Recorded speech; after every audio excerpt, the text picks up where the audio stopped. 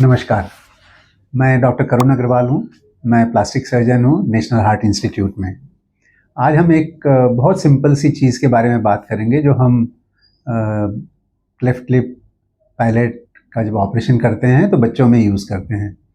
ये है एक आर्म स्प्लिंट, या कई बार सिंपल में हम इसको हैंड स्प्लिंट भी कहते हैं। ये बेसिकली एक स्प्लिंट है या पट्टी है जिसको हम एल्बो पे लगाते हैं ताकि बच्चे का हाथ सीधा रहता है और हाथ अंगूठा मुंह में नहीं डाल सकता। ये केवल उन बच्चों में यूज़ करते हैं जिनमें ये आदत पड़ जाती है, जिसमें थंब सकिंग और फिंगर सकिंग की आदत है। कुछ बच्चे पूरे हाथ को मुंह में अंदर डाल करके चूसते रहते हैं।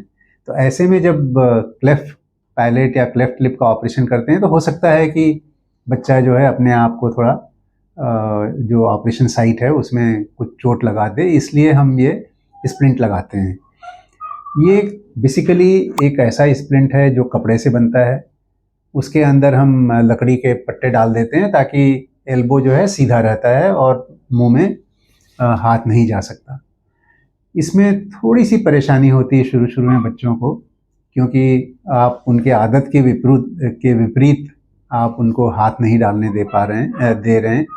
इसलिए ऐसे बच्चे थोड़े से एक आध दिन तक के बड़े क्रैंकी रहते हैं, थोड़े ज़्यादा रोते हैं, लेकिन एक दो दिन में बच्चों को आदत पड़ जाती है और ऐसे स्प्लिंट लगा करके ठीक रहता है। हम सारे बच्चों में ये नहीं लगाते हैं, केवल उन्हीं बच्चों में लगाते हैं जिनकी इसकी ज़रूरत होती है।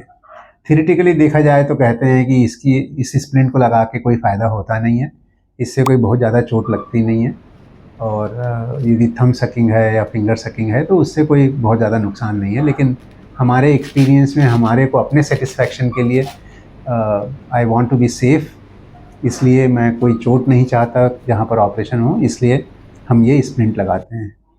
कुछ बच्चों में थोड़ी सी पेरेंट्स को मुश्किल होती है स्प्लिंट लगाने के लिए, इसलिए हमने एक वीडियो आपको बना के दिखाया हुआ है जिसमें इस स्प्लिंट को कैसे सिंपल लगाते हैं। वेलक्रो लगा होता है, उससे वो चिपका देते हैं। आप देखिए कि बच्चा सोया हुआ है, बच्चा बैठा हुआ है, बड़े खेलते रहते हैं बच्चे, एक दो दिन के बाद में काफ़ी कंफर्टेबल रहते हैं।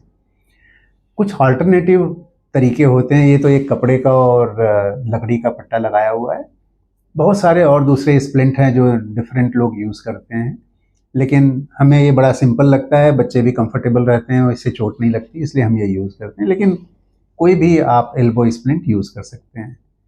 एक आखिरी चीज़ है कि कुछ पेरेंट्स जो हैं जब स्प्लिंट से उनको थोड़ी मुश्किल होती है तो वो मिटन लगा देते हैं हाथ में, ग्लव्स लगा देते हैं हाथ में।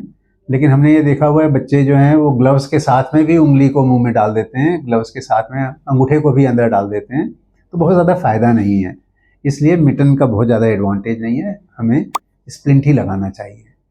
और एक बहुत सिंपल सी चीज़ है, ये बहुत ज़्यादा खर्च होता नहीं है, इसका कॉस्ट मुश्किल से 50 रुपए के आसपास होगा, कोई भी टेलर बना सकता है इसको, और हम इसको यूजुअली फ्री में सब पेरेंट्स को देते हैं अपने सेंटर में। तो आप इसको लगाइए जहाँ पर ज़रूरत है, सभी बच्चों को लगाने की ज़रूरत नहीं है। जिनको थंब सकिंग है या फिंगर सकिंग है वहीं स्प्लिंट को लगाइए। इसको हम आर्म स्प्लिंट कहते हैं और एल्बो स्प्लिंट कहते हैं। धन्यवाद।